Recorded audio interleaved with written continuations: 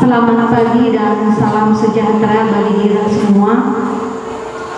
Puji dan syukur kehadirat Tuhan Yang Maha Esa karena atas limpahan kasih dan karunia-Nya sehingga pada kesempatan pagi hari ini kita boleh berkumpul bersama-sama di tempat ini, yaitu dalam rangka pengimbasan budaya positif yang ada di SMP Negeri 1 Atap 1 Dusun Tengah oleh calon guru penggerak angkatan 7 Kabupaten Barito Timur, yaitu Ibu Nurjana SPD MPD. Terima kasih juga untuk kehadiran Bapak Ibu, rekan-rekan sekalian dalam acara kita pada pagi hari ini. Untuk lebih tertibnya acara kita, saya akan bacakan susunan acara kita sebagai berikut. Yang pertama pembukaan yang sudah berlangsung, yang kedua arahan dari Bapak Kepala Sekolah, yang ketiga penyampaian materi, yang keempat forum diskusi tanya jawab, dan yang kelima penutup. Baiklah, kita akan melanjutkan acara kita ke acara yang kedua, yaitu arahan dari Bapak Kepala Sekolah kepada Bapak Yukarman SPD. Disilakan.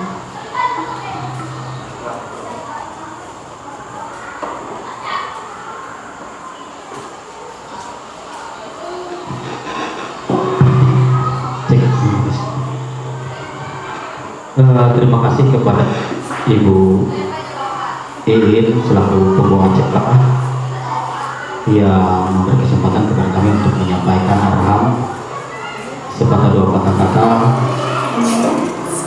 mengenai kegiatan yang akan kita laksanakan pada hari ini. Sangat membantu untuk kegiatan ini. Jadi itu saja yang dapat saya sampaikan. Terima kasih atas perhatian semua. Selamat pagi. Wassalamualaikum warahmatullahi wabarakatuh. Saya kembalikan kepada pembaca.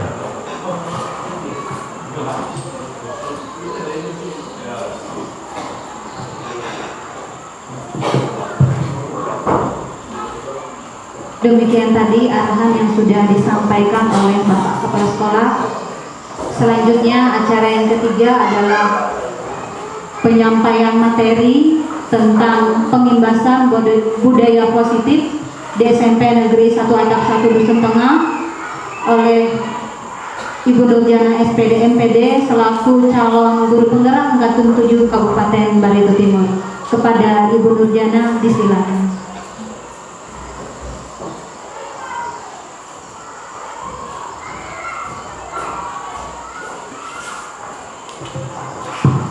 Terima kasih kepada pembawa acara. Assalamualaikum warahmatullahi wabarakatuh. Selamat pagi, salam sejahtera untuk kita semua. Puji syukur kehadirat Tuhan Yang Maha Kuasa karena pada kesempatan kali ini kita diberikan rahmat-Nya untuk bisa berkumpul di sini, diberikan kesehatan untuk bisa berkumpul pada acara ini. Yang terhormat Bapak Kepala Sekolah, Bapak Ibu Dewan Guru beserta staf, saya mengucapkan banyak terima kasih atas dukungan dari pihak sekolah, dari rekan-rekan yang bersedia membantu saya sehingga bisa terselenggara acara ini pada hari ini. Karena tanpa dukungan, tanpa bantuan dari rekan-rekan, saya tidak akan bisa melaksanakan kegiatan ini sendiri. Ini adalah bagian dari rangkaian kegiatan kami di dalam pendidikan calon guru penggerak. Jadi ini modul 1.4 yang pada aksi nyatanya kami harus melaksanakan pengimbasan budaya positif ini pada komunitas-komunitas pendidikan, baik di sekolah, baik di MGMP kalau tingkat SMP, kalau yang SD mungkin di KKG dan sebagainya. Nah, pada kesempatan ini tema yang kami usung adalah budaya positif.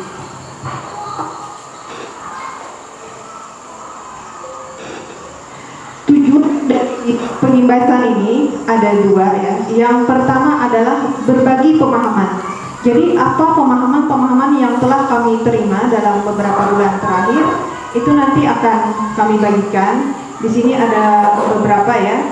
Ini ada perubahan paradigma belajar, disiplin positif, motivasi perilaku manusia, ada kebutuhan dasar, ada posisi kontrol restitusi, keyakinan kelas, dan segitiga restitusi. Ini nanti saya akan berbagi sharing pada Bapak Ibu mengenai pemahaman tentang konsep-konsep ini. Kemudian juga berbagi pengalaman dan pembelajaran yang CGP telah terapkan, ya, yang telah menerapkan konsep-konsep kunci tersebut. Artinya pengalaman yang telah saya terapkan di beberapa bulan terakhir ini. Jadi ini tujuan dari pengimbasan ini, ya. Artinya kami CGP, apa yang kami dapatkan kami sampaikan lagi kepada rekan-rekan, pada rekan-rekan Dewan Guru, ya, rekan sejawat. Semoga nanti ini bisa bermanfaat, ya. Kita lanjutkan.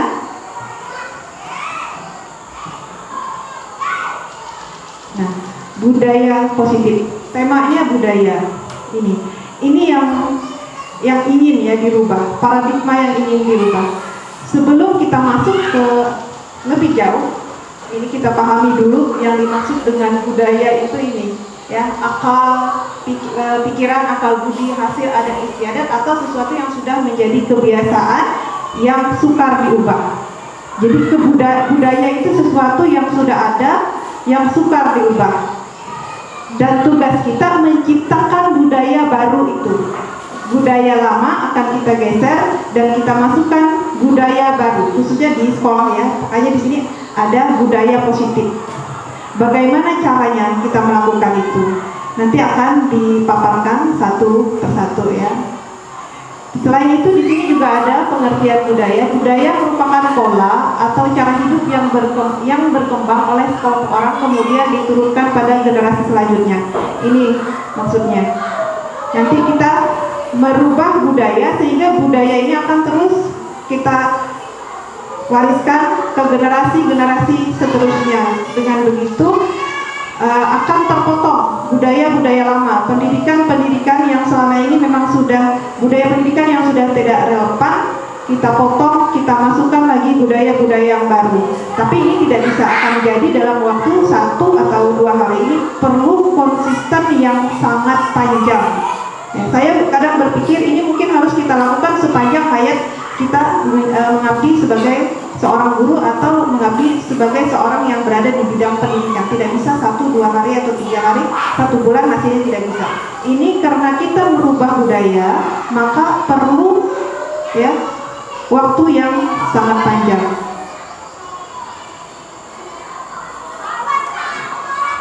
Di sini kita masuk pada yang pertama, konsep perubahan paradigma belajar. Di sini ada gambar Ki Hajar Dewantara, di sini juga ada gambar Ki Hajar Dewantara. Kenapa?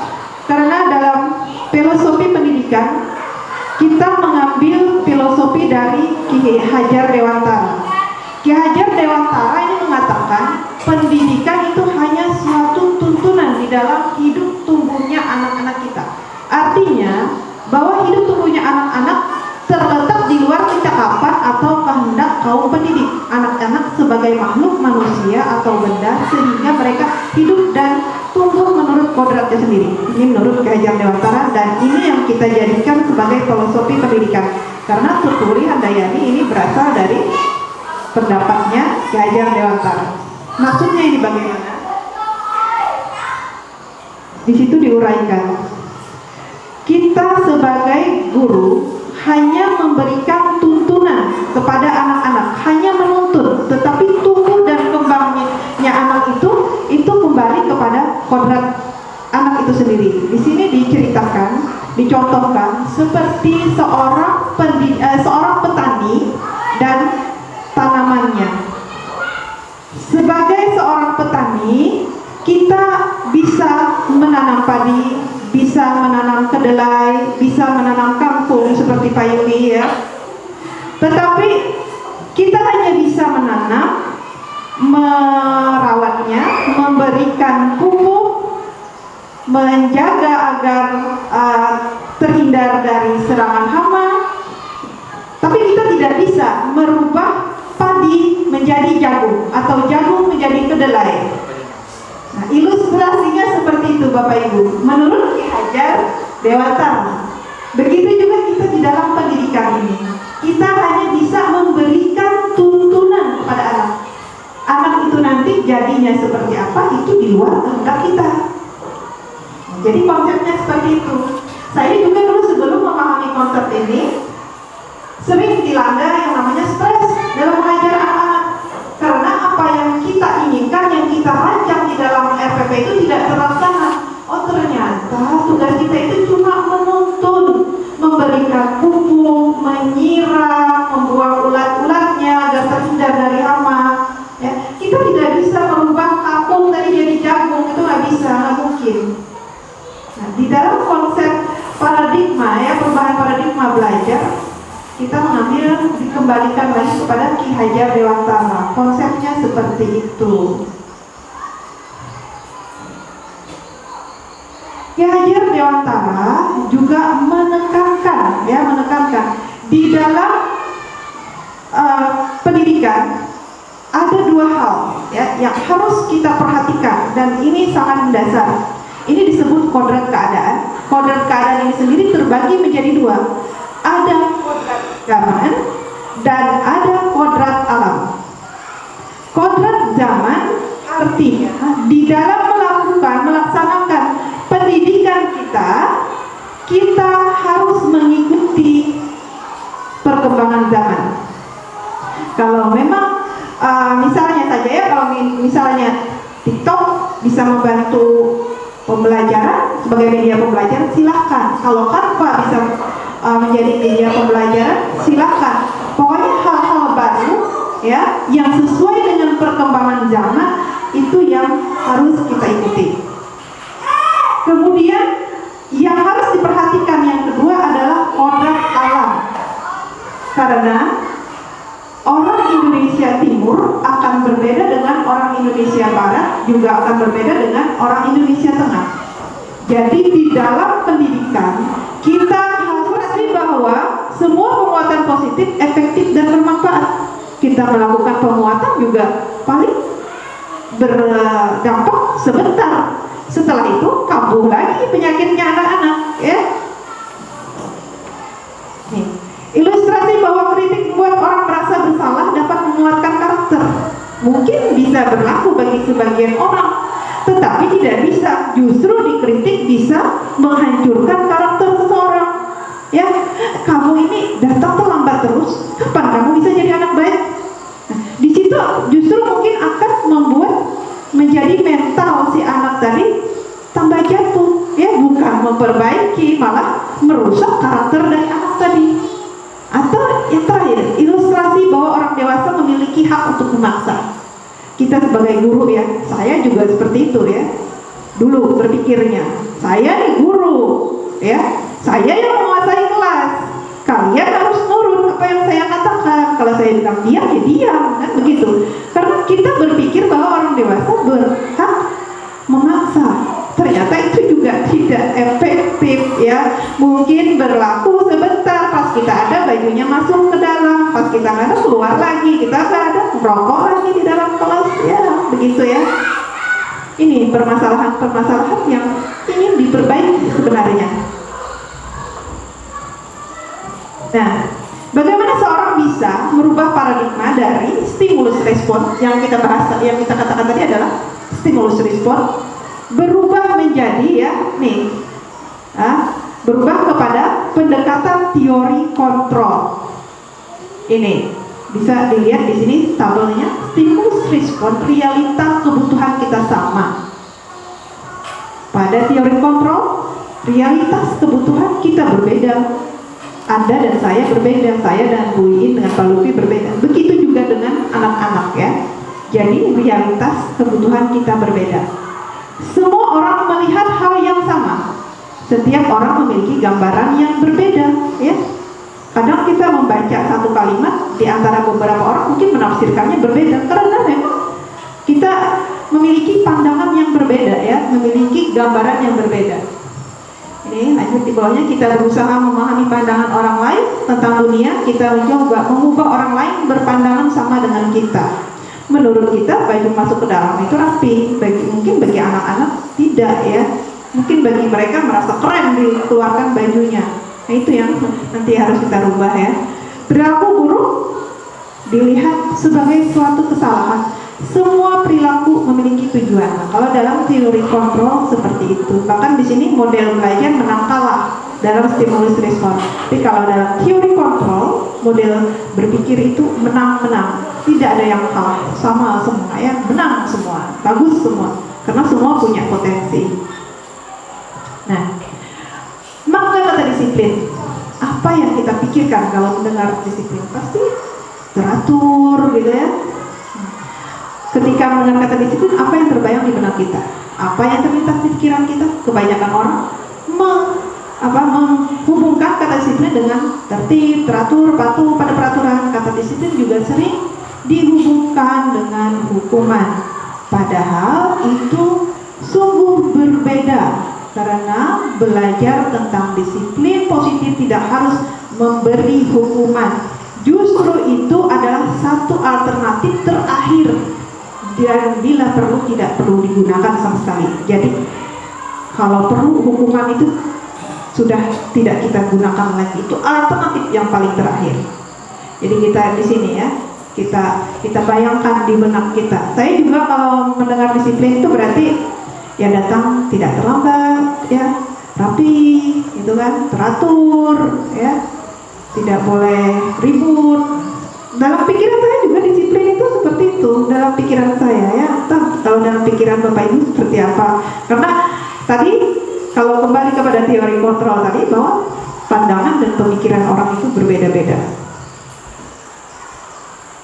Ini masih menurut Ki Hajar Dewantara ya, atau yang disebut dengan KHD.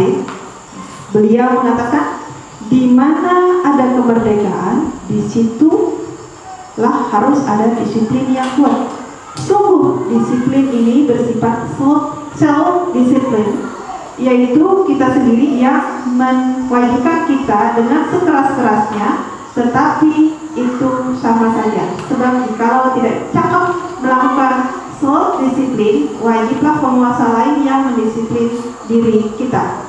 Dalam peraturan demikian, itulah yang harus ada di dalam suasana yang merdeka. Ini bahasa zaman dulu ya, memang ini kutipan yang disampaikan oleh Ki Hajar Dewantara. Artinya kalau kita tidak mampu mendisiplinkan diri, maka orang lain yang akan mendisiplinkan kita. Ini menurut Ki Hajar Dewantara.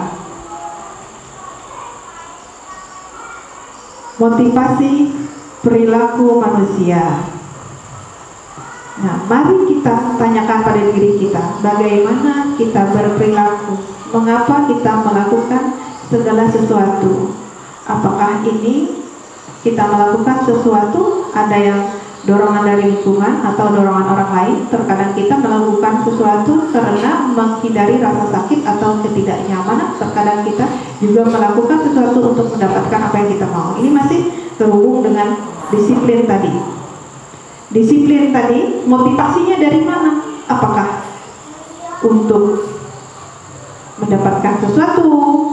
Ya, apakah itu dari dorongan lingkungan, apakah ingin mendapatkan pengakuan dari orang lain, atau ingin mendapatkan penghargaan?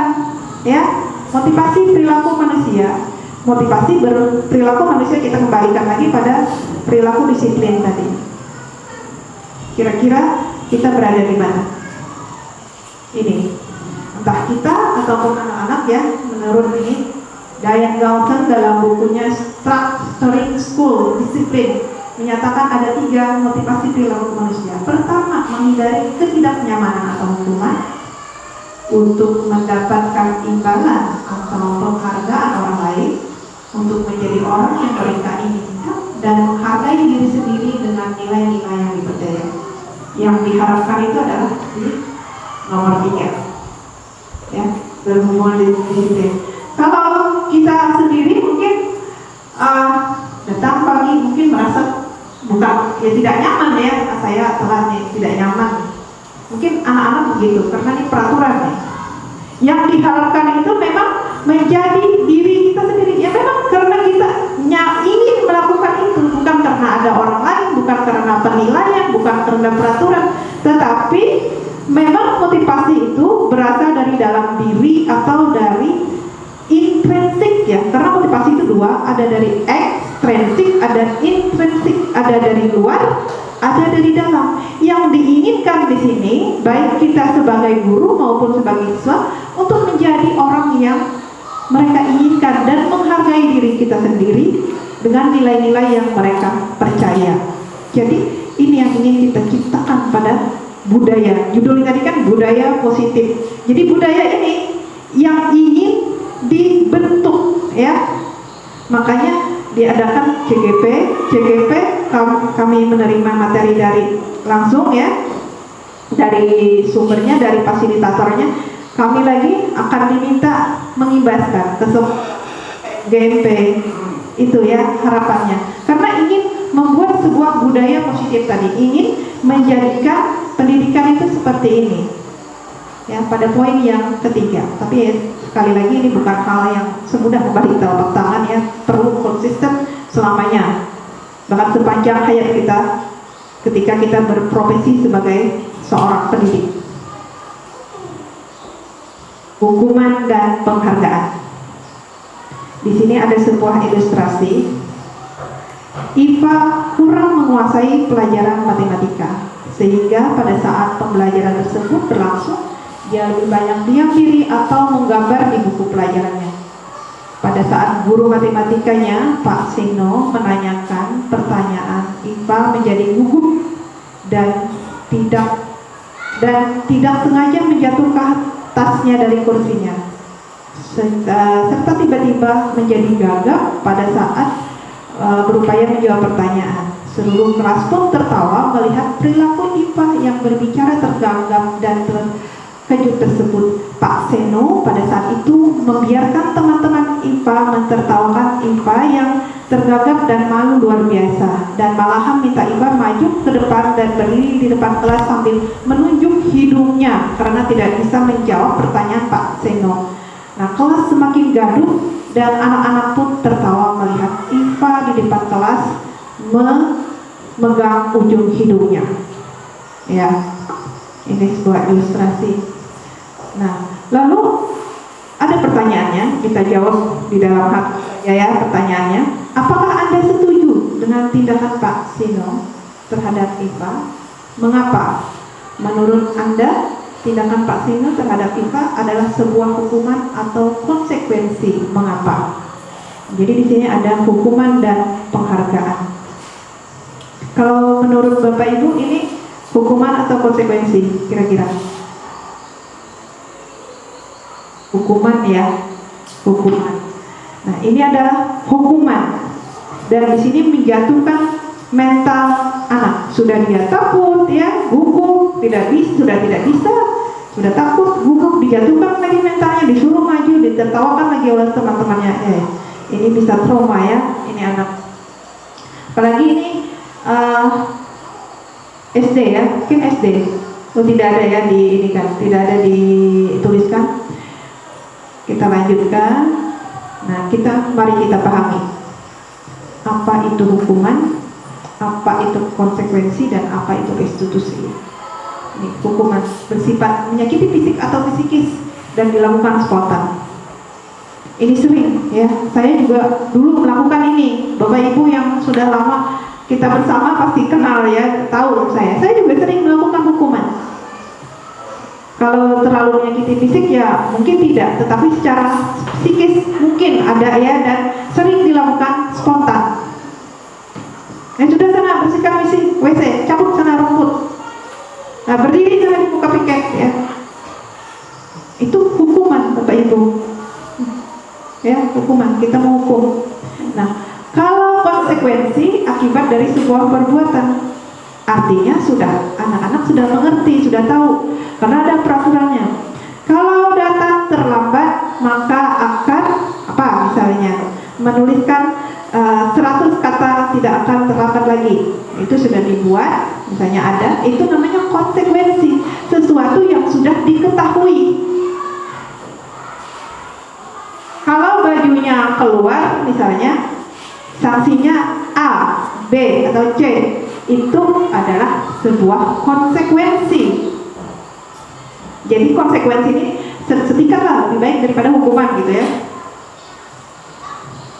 Kalau restitusi itu pemulihan. Jadi anak-anak yang melakukan pelanggaran, ya, kita lakukan restitusi, pemulihan. Restitusi merupakan sebuah proses kolaborasi yang mengajarkan murid untuk mencari solusi masalah mereka dan membantu murid berpikir tentang orang seperti apa yang mereka inginkan dan bagaimana mereka harus memperlakukan orang lain. Jadi yang pertama, secara kolaboratif, ya artinya guru dan murid itu bekerja sama ketika terjadi masalah, ya, mengajarkan murid mencari solusi masalah mereka. Kalau mereka terlambat, kita sama-sama cari solusinya. Antara guru dan siswa kita sama-sama mencari solusinya. Nah, kemudian kita juga membantu murid berpikir mereka itu sebenarnya inginnya menjadi orang yang seperti apa. Itu tugas kita nanti akan ada ya di belakang bagaimana rentetan daripada restitusi. Di belakang nanti ada yang namanya segitiga restitusi. Itu kita diajarkan bagaimana kita merestitusi murid, artinya memulihkan tindakan-tindakan dari perilaku-perilaku yang melanggar peraturan tadi ya. Selanjutnya kita pahami kebutuhan dasar manusia ya. Kebutuhan dasar manusia itu ada 5. Ini manusia ya, bukan hanya murid, berarti juga kita, guru. Yang pertama bertahan hidup. Yang kedua rasa kasih sayang dan rasa diterima. Ada kebebasan, penguasaan dan kesenangan. Kita masuk lagi kepada sebuah ilustrasi begini. Ya, ini ada kisah Doni. Ibu Ambar, guru wali kelas 2 di SD Pelita Hati, sedang bingung menghadapi ulah salah satu muridnya di kelas Doni. Beberapa anak di kelas 2A telah datang padanya dan mengeluhkan Doni sering meminta bekal makan siang mereka dengan paksa. Jika Anda menghadapi situasi seperti Ibu Ambar, apa yang Anda lakukan? Menurut Anda, kira-kira apa alasan Doni melakukan itu? Nih, kenapa Doni melakukan itu? Kita lihat satu persatu. Kebutuhan hidup. Kita balik kali ya kepada ini 5 kebutuhan dasar manusia. Melihat dari kisah Doni, kita lihat di sini yang pertama kebutuhan bertahan hidup. Ternyata si Doni ini lapar dan tidak membawa makan siang. Entah kenapa, mungkin bekal dari orang tuanya tidak dibawa, atau mungkin orang tuanya tidak membuatkan bekal. Makanya dia mengambil makanan dari punya temannya. Kemudian kasih sayang dan diterima. Alasannya ya, mengambil bekal temannya karena dia merasa senang, ya, karena mendapat perhatian dari temannya. Ya, dia merasa ada kasih sayang temannya di sini, merasa diterima oleh temannya karena senang mengambil makanan temannya. Kemudian ada penguasaan nih, atau kebutuhan atau kemampuan. Dia merasa hebat karena temannya jadi takut dengan dia dan menuruti keinginannya. Maka sebetulnya Doni sedang berusaha memenuhi kebutuhan dasarnya akan kekuasaan. Kebebasan. Si Doni ini ingin mencoba makanan teman-temannya yang beraneka ragam. Maka Doni ya, sedang berusaha memenuhi kebutuhannya akan kebebasan. Kemudian kesenangan. Iseng saja dia menikmati ekspresi wajah teman-temannya yang kesel karena diambil makanannya, dan menurut dia ekspresi teman-temannya itu lucu. Maka berarti Doni sedang berusaha memenuhi kebutuhan akan kesenangannya. Nah, begitu juga dengan siswa kita yang kadang-kadang mungkin suka iseng mengganggu temannya. Sebenarnya dia suka itu mengganggu temannya, mungkin suka melihat ekspresi temannya, atau mungkin dia sedang mencari kebebasan, atau sedang mencari pengakuan, atau mencari kasih sayang dari bapak ibu gurunya. Maka suka bertingkah laku yang aneh-aneh menurut kita, padahal kebutuhan mereka itu ini. Dan ini kebutuhan setiap orang ya, setiap manusia. Tetapi karena kita konteksnya di sekolah, maka ini kita tujukan kepada anak-anak ya. Nah, ini ada 5 posisi kontrol ya. 5 posisi kontrol. Ada penghukum, pembuat rasa bersalah, teman, pemantau, dan manajer. Kita lihat dulu, ada sedikit tayangan video.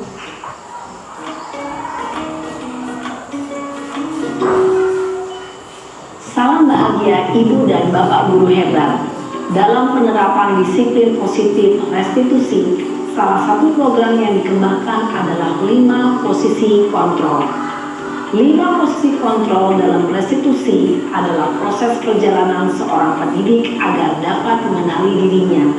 Pada video kali ini, kita akan membahas tentang 5 posisi kontrol yang dikembangkan oleh Diane Goshen dan contoh penerapannya.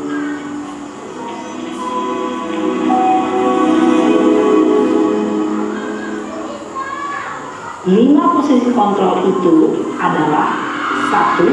Posisi penghukum, 2. Posisi pembuat merasa bersalah, 3.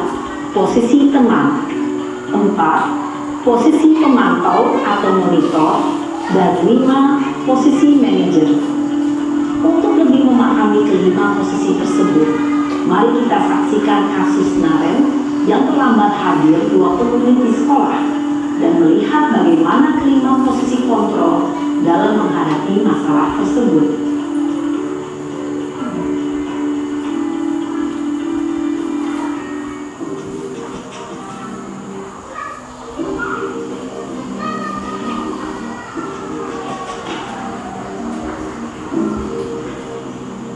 Naren! Saya Dasar pemalas! Gak kapok-kapok sih kamu! Sudah berapa kali terlambat? Sana, kamu keliling lapangan basket 2 kali. kenapa saya harus keliling lapangan basket, Bu? Kenapa? Kamu melawan ibu. Berani-beraninya jawab. Sudah terlambat, masih berani jawab pula. Sekarang, keliling lapangan basket 5 kali sekalian. Biar kapok. Cepat, pergi sana ke lapangan basket. Posisi penghukum biasanya berbicara dengan nada tinggi, menghardik, menunjuk-nunjuk, menyakit. Hukum biasanya menggunakan hukuman fisik maupun yang verbal ya. Verbal itu dengan kata-kata itu. Nah, orang yang menjalankan posisi hukum biasanya dengan kata-kata yang keras ya, patuhi aturan saya atau awas ya. Kamu selalu saja salah, selalu pasti yang terakhir selesai. Intinya kata-katanya itu bisa menyakitkan ya, secara perasaan, secara psikis. Ini yang biasanya terjadi ya. Lalu lanjut, nah, pembuat rasa bersalah. Karena tadi ada 5 ya, 5 ini yang kedua. Kalau yang pertama itu yang penghukum, yang ini pembuat rasa bersalah. Biasanya kalimatnya seperti ini, gurunya bersuara lembut ya, pembuat rasa bersalah ini. Biasanya dia katakan dengan cara seperti ini. Ibu sangat kecewa sekali dengan kamu. Ibu sangat kecewa sekali dengan kamu. Tapi suaranya lembut.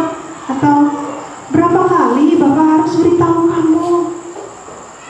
Atau juga bisa dengan kata-kata, gimana coba kalau orang tua kamu tahu kamu berbuat begini. Nah, kata-kata yang biasa kita lakukan seperti ini adalah pembuat rasa bersalah. Kita merasa menjadikan siswa ini seolah-olah dia bersalah gitu. Ibu sangat kecewa ya sama kamu gak pernah menyelesaikan tugas. Gimana nanti kalau pas kenaikan kelas? Malu ibu sama dewan guru yang lain, harus mempertahankan kamu supaya kamu naik kelas. Nah, itu namanya pembuat rasa bersalah. Saya juga bisa melakukan itu ya pada siswa. Biasanya Kalau kamu begini terus, ibu ini wali kelas kamu loh. Gimana nanti pas ulangan kenaikan kelas nanti? Apa nggak malu nanti dilihat bapak kepala sekolah gimana? Coba kelakuan kamu seperti ini. Itu pembuat rasa bersalah. Yang sebenarnya di dalam contoh video tadi ada ya semuanya. Tapi karena memang ada kendala teknis ya sudah ya kita lakukan seperti ini. Lalu lanjut, temannya ya bagaimana?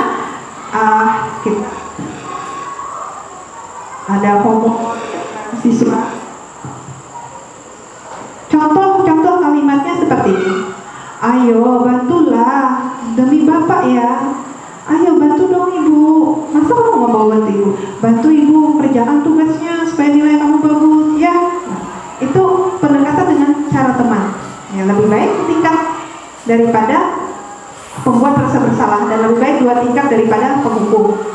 Atau juga dengan ayo ingat tidak bantuan bapak selama ini. Nah, apa kamu lupa? Bapak kan sering bantu kamu. Ibu kan juga bantu kamu. Ini kamu setiap kali ulangan itu nilainya sebenarnya ibu tambahin tuh bang. Itu teman. Atau ya sudah, kali ini tidak apa-apa. Nanti ibu bantu bereskan. Ini posisi teman, posisi kontrol ya. Jadi kita kontrol siswa itu apakah di penghukum, apakah di pembuat rasa bersalah, atau teman. Nah, ada lagi ini posisi pemantau. Ya, posisi pemantau berarti mengawasi. Posisi pemantau berdasarkan pada peraturan-peraturan atau konsekuensi. Jadi ada peraturan, ada konsekuensi, dan biasanya pemantau ini namanya juga pemantau ya, berarti dia memantau. Kalau ada yang terlambat, peraturannya apa? Kamu kan sudah tahu peraturannya bagaimana. Kemudian apa yang telah kamu lakukan? Atau sanksi atau konsekuensinya apa? Nih, terlambat lagi. Sanksinya apa? Konsekuensinya apa? Yang biasa seperti itu dilakukan oleh seorang pemantau, ya. Pemantau. Pak Arifin tolong dipantau videonya ya. Nah itu pemantau juga. Yang terakhir ini posisi manajer. Di posisi manajer ini murid diajak menganalisis kebutuhan dirinya maupun kebutuhan orang lain. Di sini ya menekankan bukan pada kemampuan membuat konsekuensi, namun dapat berkolaborasi dengan murid bagaimana memperbaiki kesalahan yang ada. Seorang manajer berkata begini, apa yang kita yakini? Nah, kalau kita apa yang kita yakini itu kita kembali nanti kepada keyakinan kelas. Nanti bagaimana cara membuat keyakinan kelas akan saya paparkan di slide selanjutnya ya. Atau apakah kamu meyakininya? Atau juga dengan kata jika kamu meyakininya, apakah kamu bersedia memperbaikinya? Jika kamu memperbaiki ini, hal ini menunjukkan apa tentang diri kamu? Atau dengan kata apa rencana kamu untuk memperbaiki hal ini? Ya, itu posisi-posisi kontrol yang kita lakukan di sekolah. Selama ini kita berada di mana kira-kira? Apakah di penghukum? Apakah di pembuat rasa bersalah? Apakah sebagai teman? Apakah sebagai pemantau atau sebagai manajer? Ya, saya sebagai penghukum bisa ya dulu ya, sebagai pembuat rasa bersalah sering, jadi teman juga sering. Yang jarang itu jadi pemantau, dan sebagai manajer belum pernah ya, baru tahu sekarang caranya menjadi seorang manajer.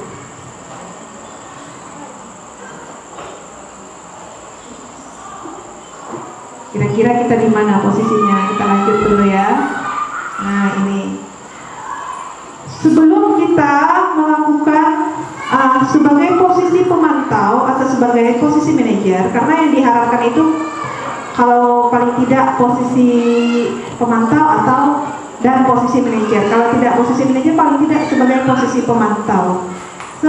Sebelum kita melakukan sebagai posisi pemantau atau posisi manajer, kita harus membuat keyakinan kelas dan kesepakatan kelas. Nah, ini sudah saya praktekkan di kelas 8A dan diharapkan untuk keyakinan kelas ini dimiliki oleh semua kelas. Nanti ya, harus dimiliki semua kelas. Dan untuk kesepakatan kelas, semua guru mata pelajaran. Bagaimana bentuknya? Baik, begini. Kalau kesepakatan kelas, setiap guru mata pelajaran itu memiliki itu. Apa kesepakatan kelas itu sebelum kita mengajar harus selalu kita ingatkan kembali, atau mungkin ada yang perlu direvisi. Misalnya, datang tepat, guru dan siswa datang tepat waktu. Misalnya baju tidak boleh dikeluarkan ketika belajar. Bukan kita yang membuat, bukan kita guru yang membuat, tetapi siswa yang membuat ya. Kita ajak mereka berkelompok, ya. Kita ajak mereka berkelompok, lalu mereka merumuskan apa-apa yang menurut mereka akan menjadi kesepakatan kelas. Nah, setelah mereka rumuskan, nanti baru kita kumpulkan, baru kita buat. Terserah saja apakah mau dicetak, apakah dibikin dalam bentuk karton seperti itu ya. Tapi kalau kesepakatan kelas tidak perlu ya, karena itu masing-masing guru setiap masuk mengajar mengingatkan kembali atau bisa direvisi. Itu kalau kesepakatan kelas. Kalau keyakinan kelas, ini bisa keyakinan sekolah, bisa keyakinan kelas. Sama ya, sisinya sama. Ada tahapan-tahapan dalam menciptakan program kebajikan ini atau disebut dengan keyakinan kelas. Pertama, lihat ke daftar yang disusun ya pada contoh pembelajaran 2.1, nanti saya tampilkan. Kemudian tentukan nilai-nilai kebajikan yang ingin dijadikan perhatian utama di sekolah Anda. Curah pendapat dalam kelompok, sempurnakan beberapa daftar nilai kebajikan yang utama, bahas kembali dalam kelompok, buat poster atau buat di media sosial keyakinan sekolah atau kelas Anda. Jadi kita kumpulkan bagi siswanya, kita tentukan apa yang ingin kita capai. Di sini ada beberapa contoh ya, ada profil pelajar Pancasila. Kalau profil pelajar Pancasila itu ada beriman, bertakwa kepada Tuhan Yang Maha Esa dan berakhlak mulia, mandiri, bernalar kritis, berkebenekaan global, bergotong royong, dan kreatif. Ya. Kemudian ada lagi dari IBO, Primary Years Program. Nah, sikap murid ada toleransi, rasa hormat, integritas, mandiri, menghargai, antusias, empati, keingintahuan, kreativitas, kerjasama, percaya diri, dan komitmen. Dan selanjutnya ya, ada juga itu di bawahnya 9 pilar karakter. Ini nanti yang dibuat keyakinan kelas, dan semua kelas harus ada. Trennya sekarang seperti itu. Ya, harus setiap kelas harus mempunyai keyakinan kelas, bahkan mempunyai keyakinan sekolah. Tidak perlu banyak-banyak, cukup 3-7 poin. Kemarin saya buat di kelas 8A itu 4 poin. Silakan nanti diambil apa yang mau diambil, apakah toleransi, apakah rasa hormat, apakah mandiri ya. Itu nanti boleh diambil, dibuat, dipecahkan bersama-sama. Caranya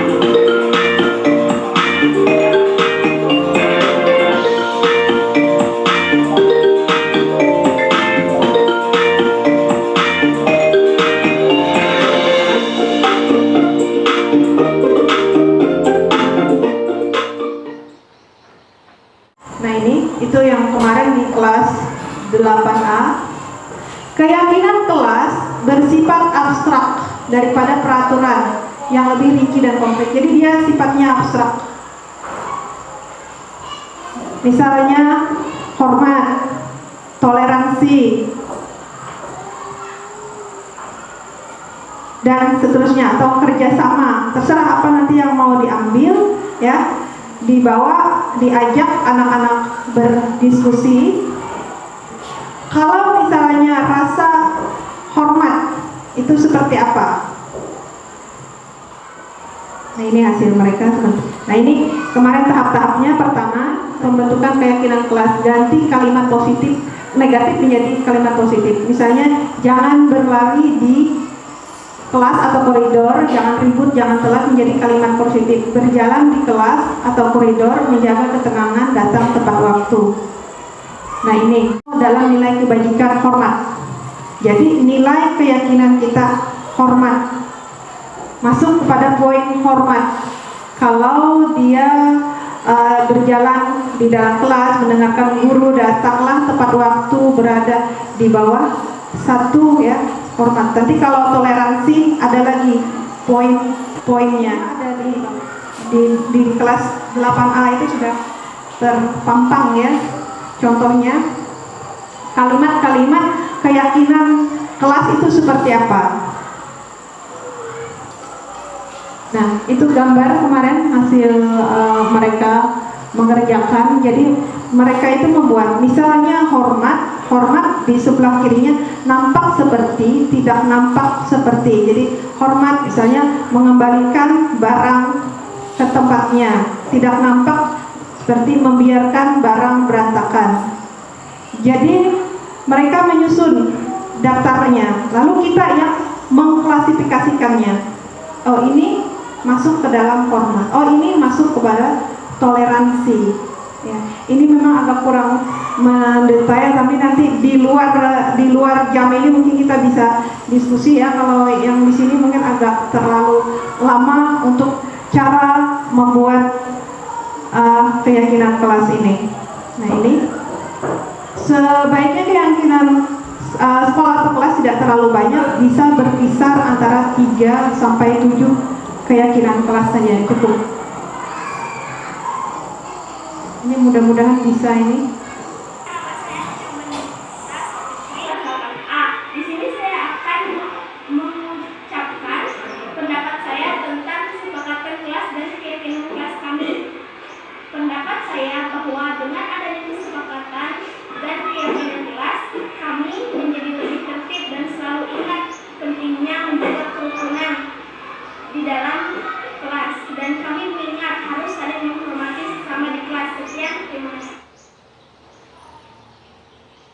Kalau tadi ada 5, ada penghukum, ya, ada pemantau, ada manajer, ya, ada pembuat rasa bersalah pada nomor 2, dan pada nomor 3 ada teman, yang keempat ada memantau, dan kelima adalah manajer. Segitiga restitusi ini kita lakukan di mana posisi kita sebagai manajer. Yang harus kita lakukan pertama adalah menstabilkan identitas. Biasanya anak-anak setelah mereka mungkin berkelahi atau mereka melakukan satu pelanggaran, ya, itu masih berada dalam situasi yang emosional.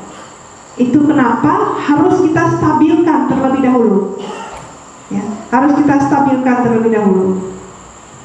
Nah, ini kata-katanya biasanya dalam menstabilkan itu tidak apa-apa berbuat salah, ya, berbuat salah itu tidak apa-apa, wajar kok kita berbuat salah. Ini biasanya dilakukan agar si anak ini mampu bisa bekerja sama dengan kita. Kalau kita panggil, langsung kita cerca, mereka tidak akan mengatakan apa tujuan mereka melakukan tindakan itu. Mereka tidak akan melakukan itu. Jadi yang perlu kita lakukan dalam segitiga restitusi adalah yang pertama menstabilkan identitas, ya. Atau kita katakan tidak ada manusia yang sempurna, wajar saja kita membuat salah. Atau kamu mau nggak Bapak kasih tahu rahasia? Bapak juga pernah melakukan kesalahan seperti kamu. Ini untuk menstabilkan identitas, ya. Tahu dengan kata, kita bisa menyelesaikan ini. Seperti yang saya katakan dalam video, ibu tidak mencari siapa yang salah, tetapi yang ibu cari adalah solusi dari permasalahan ini. Ibu nggak mempermasalahkan siapa yang salah di antara kalian, tapi solusinya yang kita cari. Ini dalam menstabilkan identitas.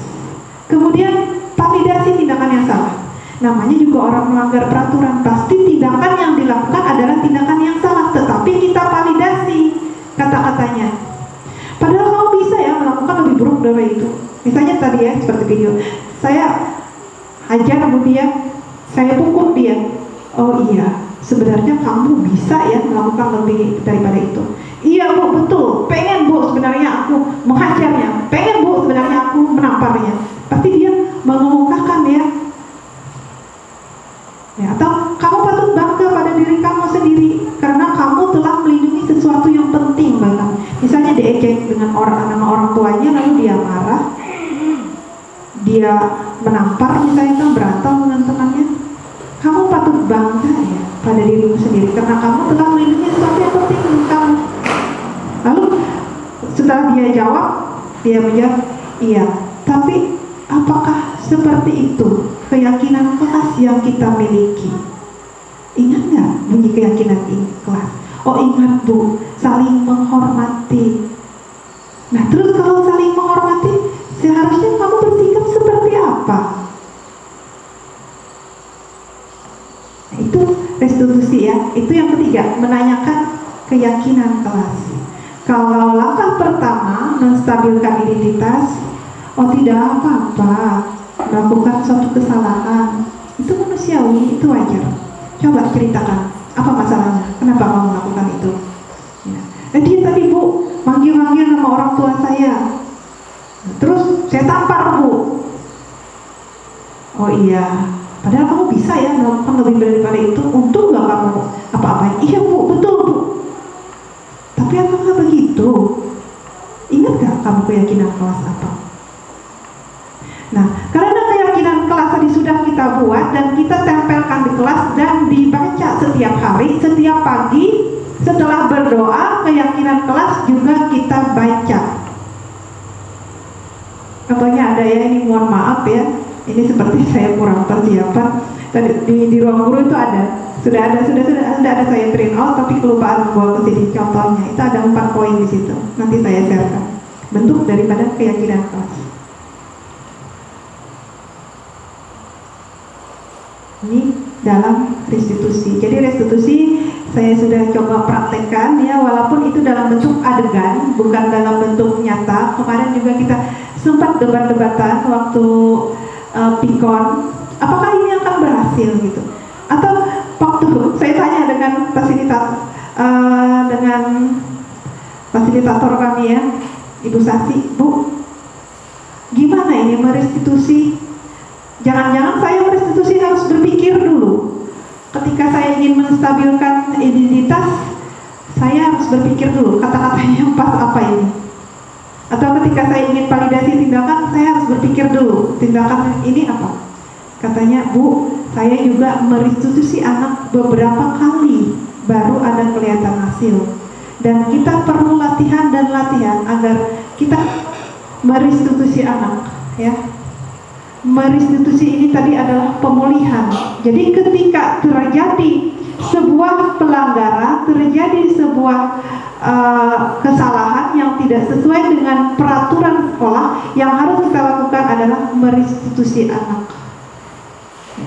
Merestitusi anak dengan menanyakan keyakinan-keyakinan kelas yang telah dibuat, juga merestitusinya kita ambil posisi manajer. Ya, ambil posisi manajer. Dan ini juga perlu waktu, butuh waktu untuk latihan. Bukan Bapak Ibu saja, saya juga masih terus belajar ya, bagaimana melaksanakan restitusi ini. Saya melakukan restitusi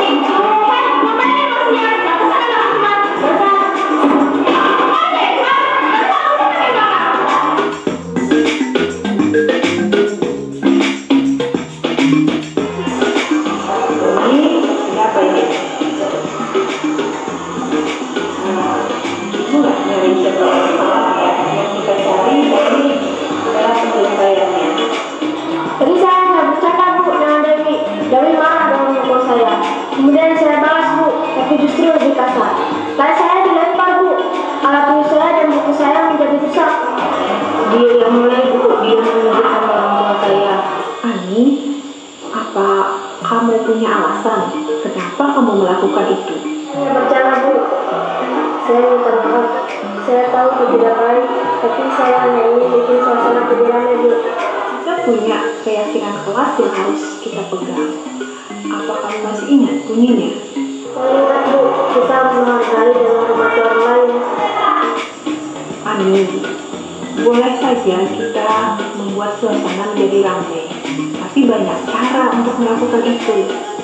Dan kamu, Dewi, sebenarnya kamu patut bangga pada dirimu karena kamu telah melindungi hal-hal yang kamu anggap penting buat diri kamu. Itu, Bu, saya bisa saja melakukan lebih daripada itu. Tapi saya ingat saya harus menghargai orang lain. Keyakinan keras itu harus benar-benar kalian tanamkan pada diri kalian. Meskipun kalian membela diri, tetap saja keyakinan menghargai orang lain itu harus kalian tanamkan. Nah sekarang, menurut kalian, apa yang kalian bayangkan kalau sebuah kelas itu seperti sebuah keluarga? Saling menghargai dan menyayangi, Bu. Menjaga kebersamaan, Bu. Iya, Bu, saya juga akan mengganti barang-barang di petani yang saya rusak, dan saya akan memperbaiki sikap dan perilaku saya agar tidak mudah emosi. Sekarang kalian berdua bermaafan dan boleh kembali ke kelas dengan membawa nilai-nilai yang sudah kalian yakini. Iya, Bu, terima kasih, Bu. Terima kasih, Bu.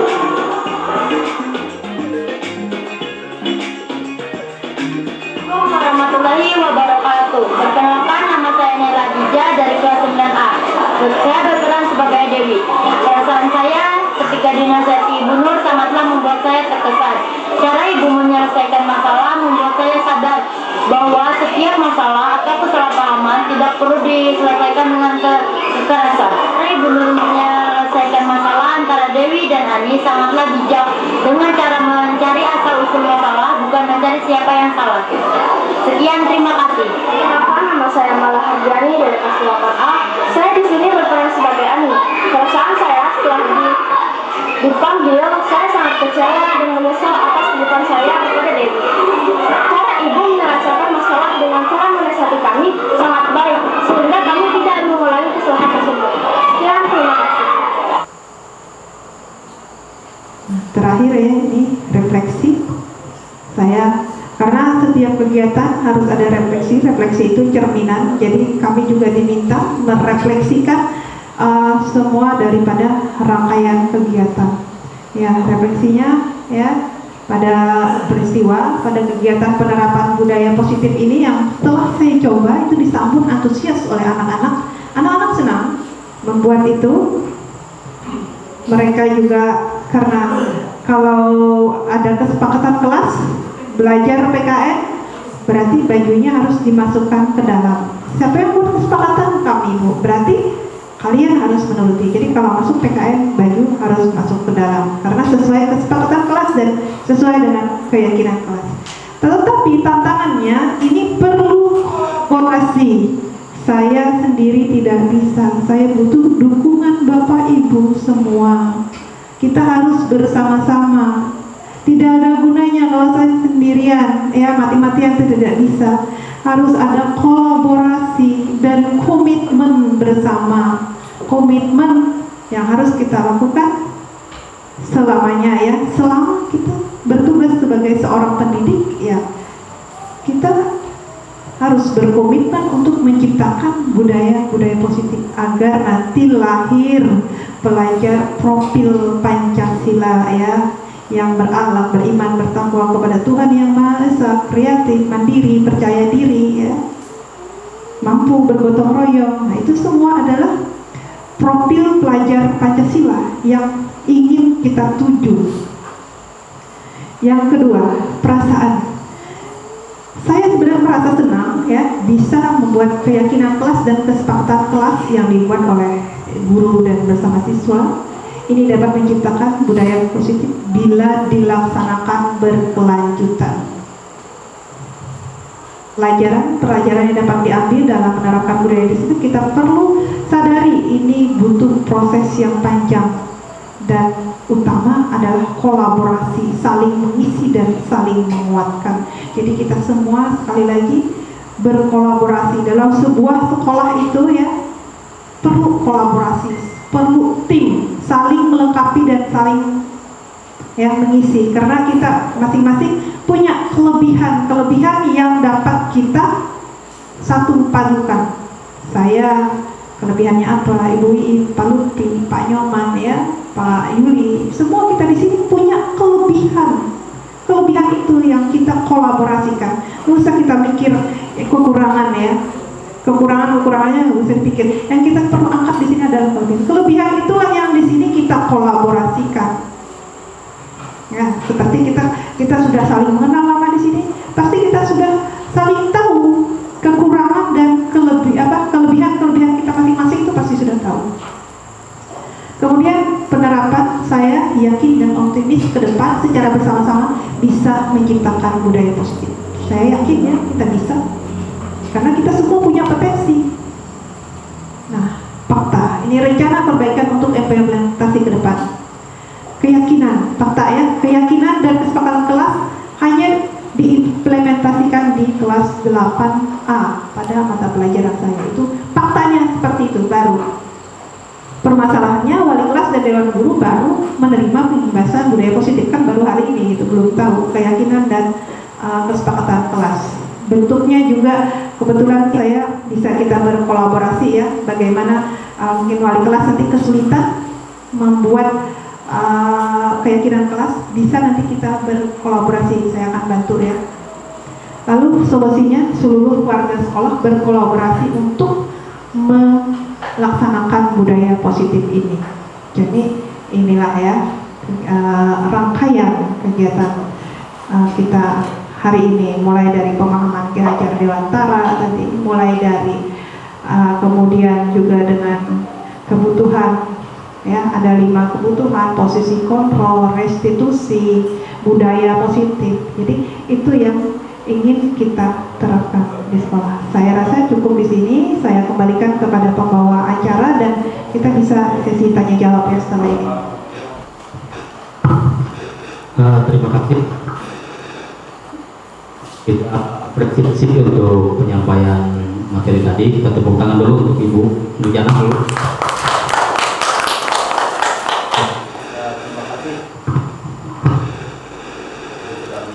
Materi tadi dengan kebelaan dan sudah sama, cuma yang untuk tadi agak terputus dan tidak bisa ditayangkan secara penuh, mungkin jelasnya bisa ya. Kami tidak bertanya, cuma kita bisa mengapresiasi Ibu Nurjana tadi. Memang secara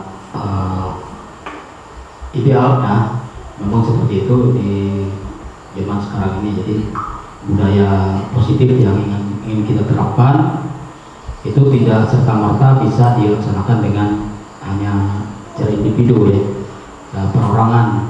Tentunya perlu ada kerjasama dari tim dari sekolah ini yang tentunya untuk kepentingan kita semua, dan tentunya untuk mencetak para pelajar kita sesuai dengan profil pelajar Pancasila.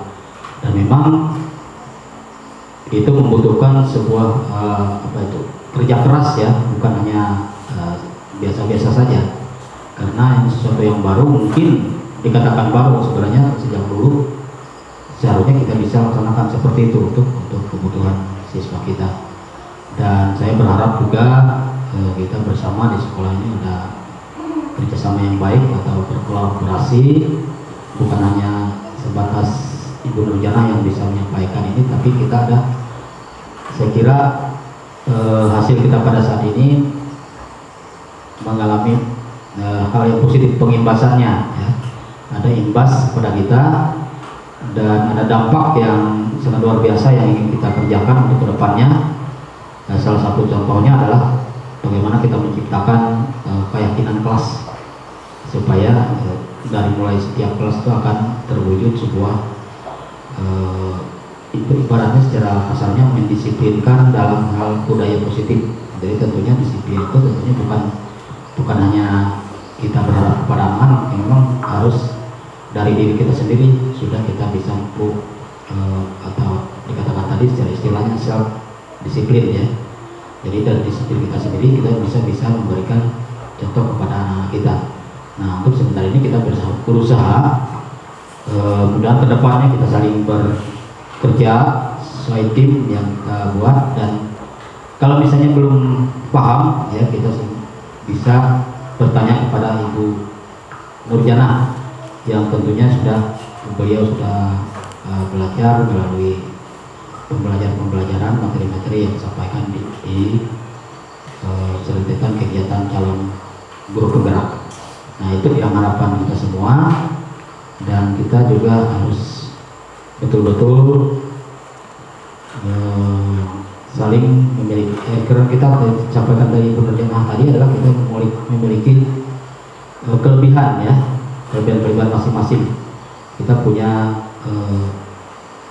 kekuatan masing-masing yang bisa kita eksplor untuk kegiatan pembelajaran kita, dan kita bisa itu untuk kepentingan anak-anak kita. Itu harapan saya, dan saya bersyukur sekali saya sebagai yang dituakan masih banyak yang perlu saya pelajari, banyak yang saya pelajari. Kita saya sering juga melihat pengalaman di lapangan waktu di sekolah juga seperti itu. Mungkin kemampuan saya secara pribadi tidak mampu mencari solusi yang terbaik ya. Jadi lewat kegiatan seperti ini ada banyak hal yang sebenarnya bisa kita laksanakan ya. Sebenarnya sangat mudah. Cuma kita belum tahu bagaimana alurnya atau bagaimana rentetan secara urut, bagaimana sebuah kegiatan bisa dilaksanakan dengan baik. Nah, bisa restitusi tadi, dan juga misalnya bagaimana tadi mendisiplinkan ada 5 cara posisi sebagai penghukum, sebagai teman, sebagai rasa bersalah, pemantau dan manajerial tadi. Jadi kita mana yang lebih baik? Nah, tentunya mungkin yang keempat, yang kelima yang lebih baik ya. Jadi harus diatur sebagai pemantau dan sebagai manajerial. Jadi kita mengetahui kenapa sih yang berbuat sesuatu, mungkin ada latar belakang yang terjadi dalam kehidupan mereka yang kita tidak tahu. Jadi tidak mungkin kita harus memvonis secara melihat dari luarnya saja. Mungkin ada latar belakang yang membuat mereka seperti itu. Nah itu saja yang dapat saya sampaikan. Minta dari teman-teman yang lain yang punya mungkin pertanyaan yang belum jelas, saya silakan untuk Ibu Nurjana bisa menjawabnya. Kalau misalnya belum bisa Ibu Nurjana menjawab, mereka bisa berdiskusi dengan sebagai pemandu mereka, pembimbing penggerak. Jadi itu saja yang dapat saya sampaikan. Terima kasih dan selamat untuk Ibu Nurjana sudah menyampaikan materi. Saya kembalikan ke Bu acara.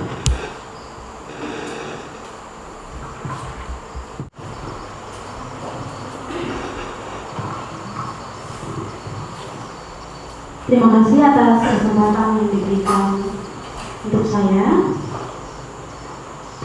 Di sini saya sangat tertarik dengan apa yang sudah Ibu Nurjana sampaikan tadi mengenai tentang budaya positif bagi seluruh anggota atau seluruh warga di sekolah ya, baik itu terhadap terhadap siswa maupun kita sebagai Bapak Ibu guru di sekolah ini.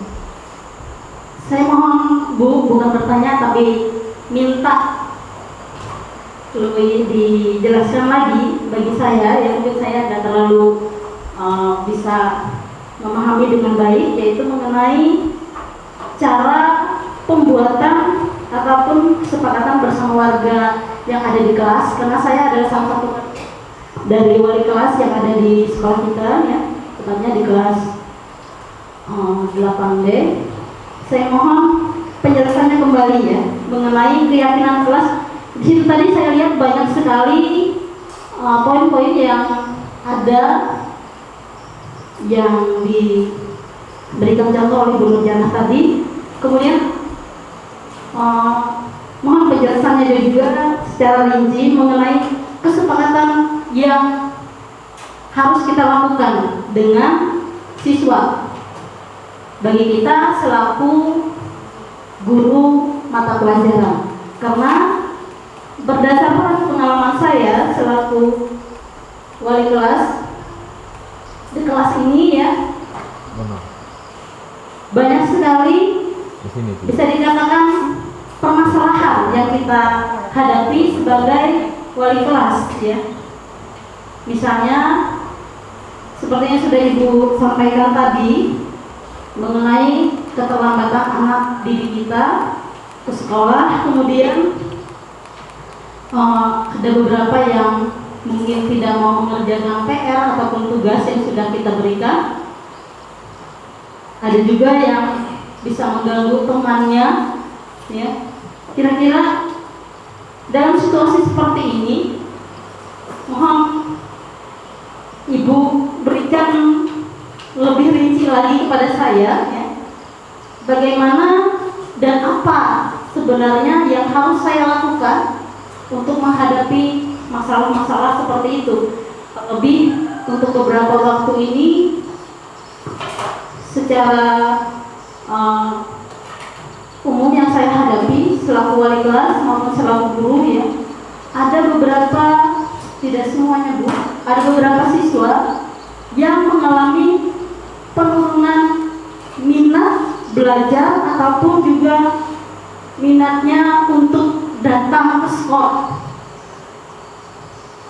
Itu saja Bu, mohon penjelasan ataupun penguatannya dalam hal ini. Terima kasih.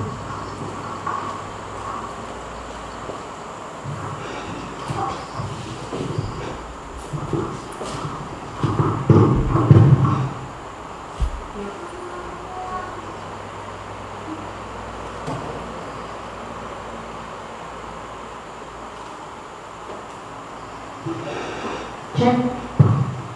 Ya, demikian yang sudah disampaikan oleh Ibu Eni. Disilakan untuk Ibu Bernyana untuk menanggapi terhadap apa yang sudah disampaikan oleh Ibu.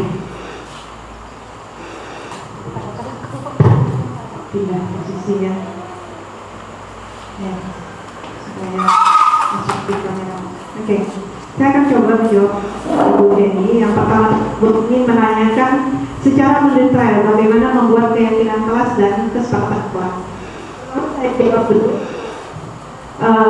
Kesepakatan kelas ini buat kesepakatan dengan siswa. Apa saja poin yang mau kita buat? Apakah kesempatan waktu ya, tidak boleh datang terlambat, misalnya guru dan siswa harus datang tepat waktu, mengerjakan PR, mengerjakan tugas, taat peraturan. Ini sama seperti tata tertib, tetapi bedanya hanya dibuat, kalau tata tertib yang tentukan sekolah, tapi kalau kesepakatan dibuat antara guru dan siswa. Dan satu lagi, saya lupa beritahu, itu nanti ditandatangan oleh seluruh siswa dan si guru. Itu kesepakatan kelas. Nah, sama ya, pokoknya sama seperti peraturan, cuma kita bentuknya sederhana dan jangan terlalu banyak. Dan kesepakatan ini bisa berubah-ubah. Kalau minggu depan misalnya sudah 1 semester mau dirubah, boleh. Intinya kesepakatan kelas ini mengatur supaya kelas itu menjadi tertib. Poin-poinnya ini kembali kepada guru bersangkutan ya, bersama siswa. Apa yang mau dibenahi? Misalnya guru datang tepat guru dan siswa datang tepat waktu, menjaga kebersihan kelas, menghargai saat ada orang berbicara. Artinya orang berbicara tentang guru atau murid. Nah, kemudian izin saat ke toilet. Itu dibuat kesepakatannya antara siswa dan guru. Itu kalau kesepakatan. Kalau keyakinan kita bisa mengambil ke sini ya, rujukannya, kata-katanya di sini. Bisa ambil dari itu P3 ya, profil pelajar Pancasila, atau itu ada kebijakan lain yang primer program itu, atau 9 pilar karakter. Boleh kita ambil di situ dulu, lalu nanti kita bawa ke sekolah ya, bawa ke dalam kelas, ajak anak-anak diskusi. Bagaimana diskusinya? Itu ada formatnya, nanti saya bawakan ya, nanti saya bagikan. Ada formatnya yang harus diisi. Nanti wali kelas dan saya kolaborasi, tentu guru-guru lain juga boleh ya.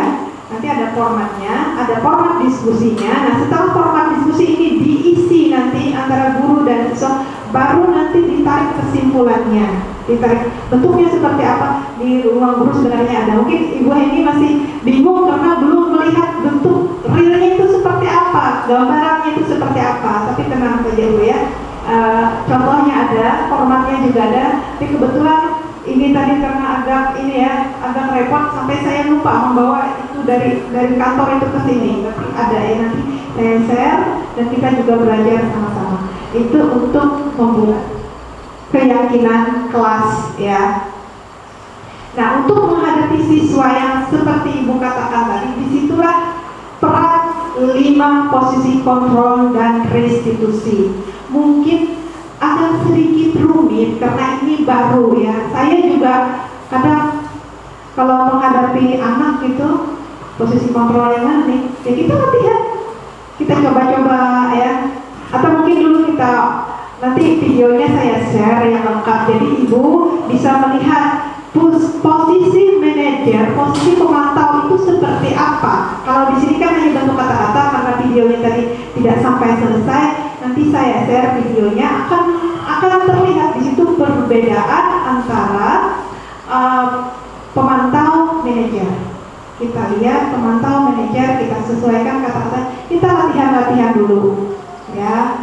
Kemudian juga kita mulai belajar merestitusi. Misalnya ada yang tidak mengerjakan tugas ya, kita tanya ada apa, kenapa, coba cerita dengan Ibu, masalahnya apa? Males Bu, atau lupa Bu? Kenapa bisa lupa? Tadi aku begadang Bu. Nah, yang seharusnya kamu lakukan seperti apa? Dia akan menjawab. Terus kita tarik, ya kita bawa ke arah keyakinan kelas sampai nanti dia menjawab. Kita katakan, kamu tahu nggak keyakinan kelas kita seperti apa? Oh, keyakinan kelas kita, misalnya di situ hormat, mengerjakan tugas ya, artinya kita menghormati tugas kita, menghormati waktu kita, menghormati kesempatan kita. Ingat Bu, keyakinan kelas seperti ini. Nah, seharusnya kamu lakukan seperti apa? Ada kemarin peserta yang bertanya, emang ada dampaknya seperti itu? Mungkin sekali, 2 kali tidak ada dampaknya. Makanya perlu continue. Fasilitator saya bilang seperti ini. Karena tugas kita itu menuntut minimal ketika anak-anak lulus, kita tidak dikenang yang buruk-buruk. Kalau kita berada di dalam posisi penghukum, Ibu itu penyaringkan, kan? Ingatnya seperti itu, memorinya di dalam ingatan anak-anak. Aku pernah dipukul, memorinya seperti itu. Tetapi kalau kita berposisi pada pemantau atau manajer dan melakukan restitusi, mungkin dampaknya tidak bisa instan ya, tidak terlihat langsung, minimal itu akan berjalan pelan-pelan. Makanya kita kan di sini membentuk sebuah budaya baru. Tidak bisa namanya budaya juga harus dalam waktu yang lama. Ada pertanyaan seperti itu ya, bisa nggak? Restitusi itu ada hasilnya nggak? Mungkin tidak ada hasil hari ini, seminggu, 2 minggu, sebulan, mungkin tidak ada hasil.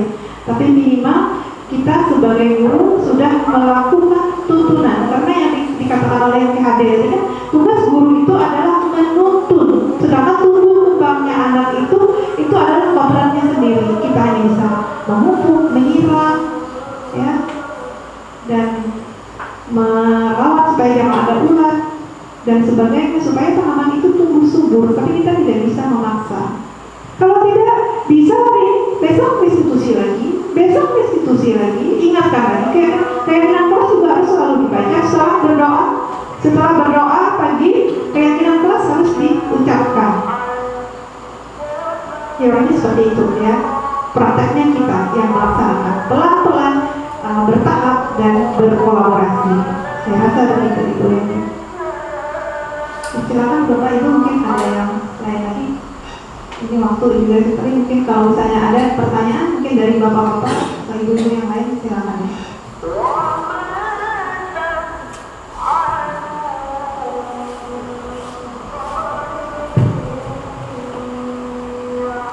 Iya, demikian Riki Nurjana. Bagi Bapak Ibu yang lain yang masih ingin menyampaikan pendapatnya, tanggapannya atau ingin bertanya, masih diberi kesempatan.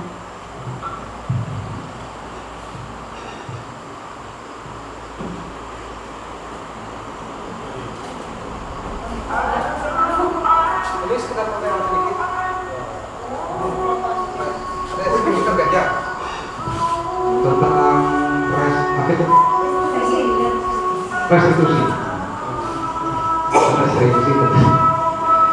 Ini, apakah antara restitusi dengan hukuman, apakah itu bisa berjalan secara bersamaan atau tidak? Terima kasih.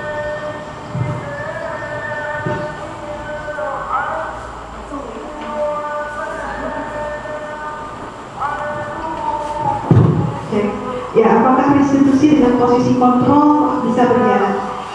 Restitusi, kita melakukan restitusi itu posisi kontrolnya alangkah baiknya berada pada manajer, ya, pemantau atau manajer. Tapi alangkah baiknya manajer sendiri. Jadi memang itu satu paket.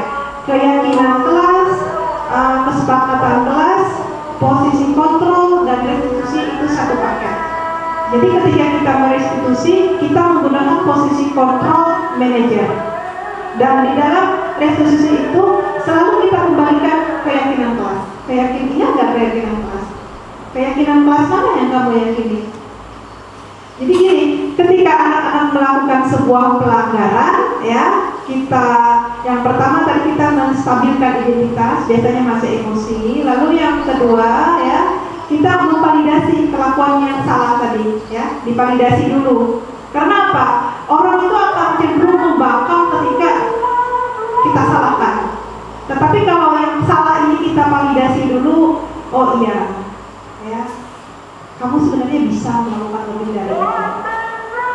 Atau daftar kata-katanya nanti yang lebih lengkap akan saya share ya Bapak Ibu, karena di sini terbatas. Daftar pilihan kata-kata supaya kita bisa berlatih nanti akan saya share. Jadi ya 3 tahap itu yang terakhir adalah keyakinan, menanyakan keyakinan. Satu paket ya, keyakinan kelas, kesepakatan kelas, posisi kontrol dan restitusi itu satu paket semuanya.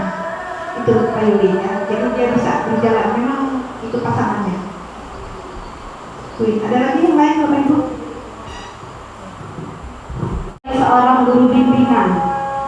Jadi seringkali dihadapkan dengan permasalahan siswa dengan berbagai macam permasalahan yang ada, baik itu permasalahan yang ada di kelas ya sebagai wali kelas maupun permasalahan yang lain. Saya seringkali berada di posisi kontrol yang pertama dan yang kedua. Yang paling sering mungkin di posisi pertama. Ya, walaupun sebenarnya kalau dari segi bimbingan menurut yang saya pelajari mulai dari bangku kuliah sampai sekarang, sebenarnya setiap kesalahan ataupun pelanggaran yang dilakukan oleh siswa itu kita tidak selalu memberikan hukuman. Itu yang saya pelajari dari bangku kuliah bahkan sampai sekarang. Akan tetapi dalam prakteknya seringkali kita harus berhadapan dengan anak-anak yang melakukan pelanggaran atau melakukan kesalahan berulang kali, tidak hanya sekali atau 2 kali, tetapi berulang-ulang kali. Jadi itu yang mungkin menimbulkan rasa marah, rasa jengkel dan sebagainya pada diri kita, sehingga kita memberikan hukuman. Jadi kita berada di posisi kontrol yang pertama tadi sebagai pemberi hukuman. Mungkin alasan kita supaya ada efek jerak dan sebagainya pada si anak, tapi ternyata sebagian besar dengan kita memberikan hukuman itu ternyata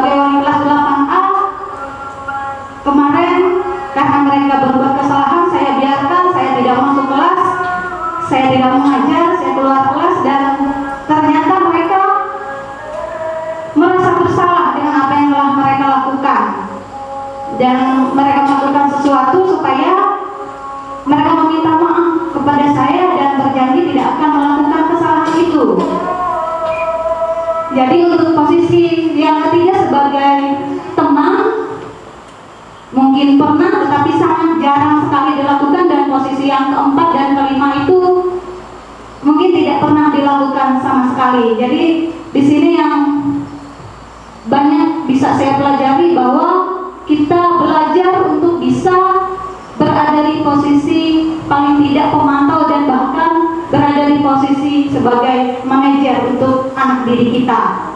Tetapi hal itu tidak mungkin bisa kita lakukan apabila tidak ada kolaborasi seperti yang sudah Ibu Nur sampaikan tadi. Harus ada kerjasama, harus ada kolaborasi, mulai dari Bapak Ibu guru selaku guru mata pelajaran, Bapak Ibu guru selaku wali kelas, ya, saya sebagai guru bimbingan dan juga Pak Arifin. Jadi tidak hanya saya, tapi di sini ada 2 guru bimbingan di sekolah kita, supaya kita sama-sama berkolaborasi, bekerja sama dalam hal ini. Karena percuma kalau hanya 1-2 orang yang berlatih untuk bisa melakukan hal itu, tetapi kalau tidak didukung dan berkolaborasi dengan Bapak Ibu guru yang lain, saya rasa semuanya tidak akan berjalan sesuai dengan yang kita harapkan.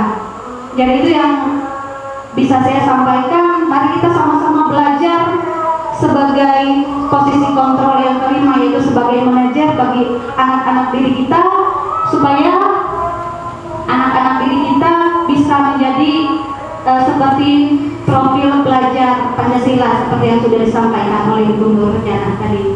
Itu saja yang bisa saya sampaikan. Saya tidak bertanya, tetapi ingin memberikan tanggapan terhadap pengembasan model positif yang sudah disampaikan oleh Ibu Nur Jana. Kabupaten Barito Timur, kami mengucapkan terima kasih atas kehadiran Bapak Ibu serta rekan-rekan sekalian, dan terima kasih untuk kerjasama yang baik antara kita semua. Semoga apa yang sudah disampaikan tadi bisa menjadi sesuatu yang bermanfaat bagi kita semua, terlebih kita sebagai seorang pengajar dan juga sebagai seorang pendidik di sekolah kita, dan kedepannya kita bisa menjadikan anak-anak didik kita sebagai anak-anak yang memiliki profil pelajar Pancasila. Demikian untuk kegiatan kita hari ini. Akhir kata, terima kasih untuk kehadiran kita semua dan selamat siang.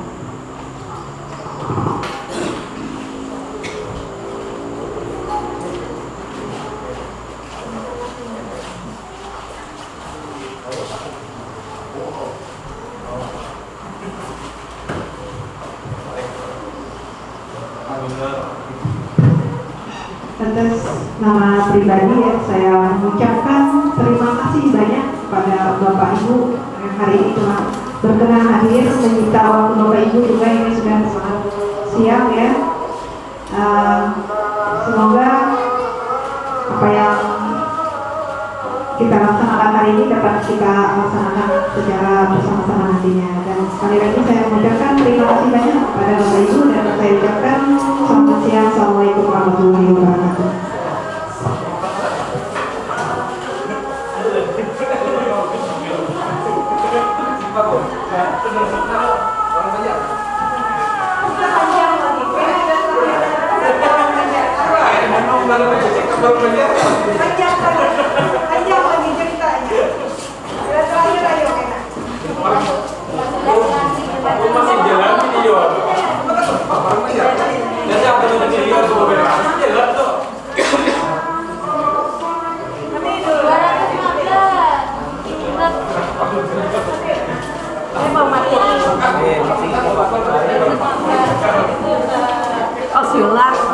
Ini enak pelajarin.